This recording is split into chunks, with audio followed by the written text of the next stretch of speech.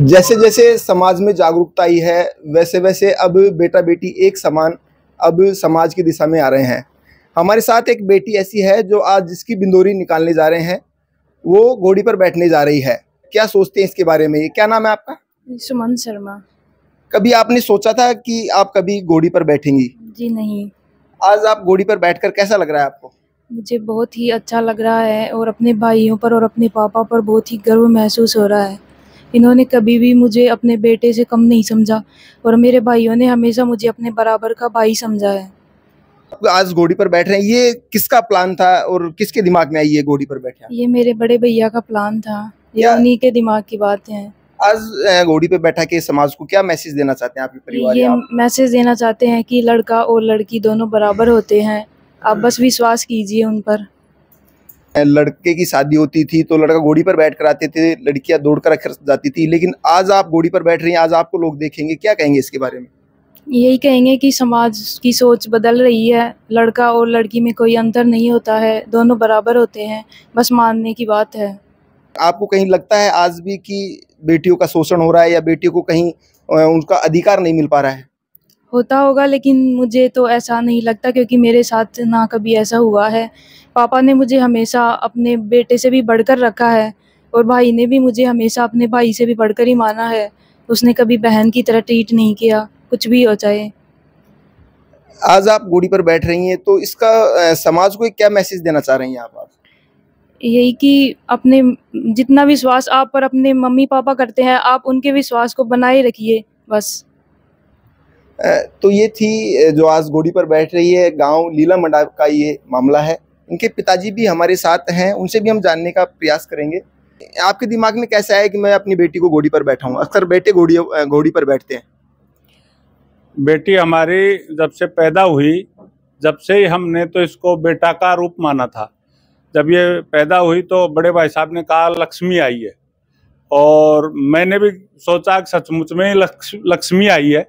और इसके आने के बाद में हम परिवार हम सब बहुत तरक्की करे हैं, तो हम तो इसको बेटा ही माने हैं और बेटा के समान ही इसको फैसिलिटी, सुविधा, पढ़ने में सुविधा, सारी चीज़ हमने तो इसको बेटे से 21 दर्जा दिया है और बेटा ही माना है इसको। कहीं ना कहीं आप नहीं लगता है आपको कि समाज में आज भी बेटा और बेटी में अंतर समझा जाता है? पहले के ज़माने में था, अब तो थोड़ा थोड़ा सा सभी समाजों में परिवर्तन आ रहा है और बेटी को काफ़ी प्रोत्साहन दिया जा रहा है। और जब से हमारे प्रधानमंत्री मोदी जी ने बेटी पढ़ाओ बेटी को बढ़ावा दो, उसके बाद तो एक आम समाज में जागरूकता आई है कि भाई बेटी है तो कल है, और बेटी ही माँ बाप का नाम रोशन करती है, बेटी ही परिवार का नाम रोशन करती है, और बेटा और बेटी में कोई अंतर नहीं है। आज आप बेटी को घोड़ी पर बैठा रहे हैं, समाज को क्या मैसेज देना चाह रहे हैं आज? मैं समाज को, मैं यहाँ नारायणपुर का ब्राह्मण समाज का भी अध्यक्ष हूँ, इस नाते मैं समाज को यही मैसेज दूंगा कि बेटा और बेटी में अंतर न समझे, बेटी को बेटे से 21 समझें। बेटा और बेटी दोनों ही समान हैं और बेटी बाप के लिए बहुत गौरव देने वाली, बेटे से ज़्यादा वो परिवार का ख्याल रखती है।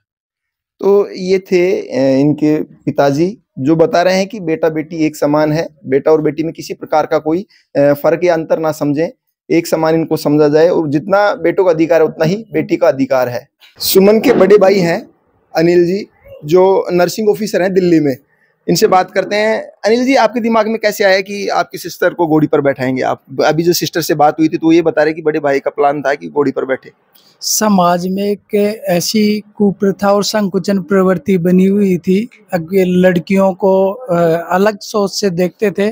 उस सोच को समाज से खत्म करने के लिए मैंने ये सोचा था कि भाई लड़कों और लड़कियों में कोई भेदभाव नहीं है, और उस प्रथा को खत्म करने के लिए लड़कियों को भी घोड़ियों पर बिठा सकते हैं और लड़कियां आगे आए और जो समाज के अंदर जो संकुचन प्रवृत्ति बनी हुई है वो समाप्त हो सके। तो ये थे लड़की के भाई अनिल जी, जो बता रहे हैं कि लड़कियों के प्रति समाज में एक संकुचन की धारणा बनी हुई थी, लड़कियां आगे आए, ये इनकी एक सोच थी। सुमन की माताजी हमारे साथ हैं। आज सुमन जो घोड़ी पर बैठने जा रही हैं, उनकी माताजी है, वो क्या सोचते हैं इसके बारे में उनसे बात करते हैं। क्या नाम है आपका? मेरा नाम सुनीता है। सुनीता जी, आज बेटी आपकी घोड़ी पर बैठ रही है, कैसा लग रहा है आपको? बहुत अच्छा लग रहा है। मैंने जब से मेरी बेटी पैदा हुई सी थी उस टाइम ही सोच लिया था ये मेरी बेटी नहीं मेरा बेटा है।